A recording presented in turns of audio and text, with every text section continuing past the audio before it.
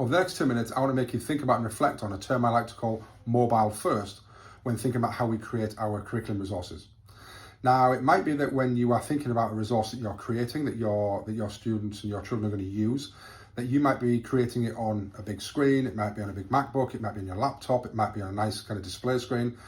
But actually, I want you to think about if your children are going to use that at home as an independent learning resource, or as part of a homework task, or as part of a study aid, lots of your children might be using that on a mobile device. And that might be on a small phone. So I want you to think about the screen size, and actually if the resource that you are creating would be just as nice and just as good and just as accessible if it was used on a phone, because lots of your students will be using a mobile device as maybe their primary independent learning device at home and away from the classroom. So thinking about, we all know what it's like to open a spreadsheet or an Excel document, on a phone. It's like, straight away, it's like, well, I'm not going to use that. I'm going to use my laptop.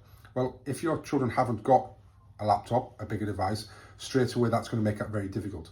Think about the colors, think about the text, the font size, think about all those type of things. Is it going to be responsive? So is it going to be enlarged on a mobile device or not? Or they're going to have to zoom in. Also worth thinking about is actually the data.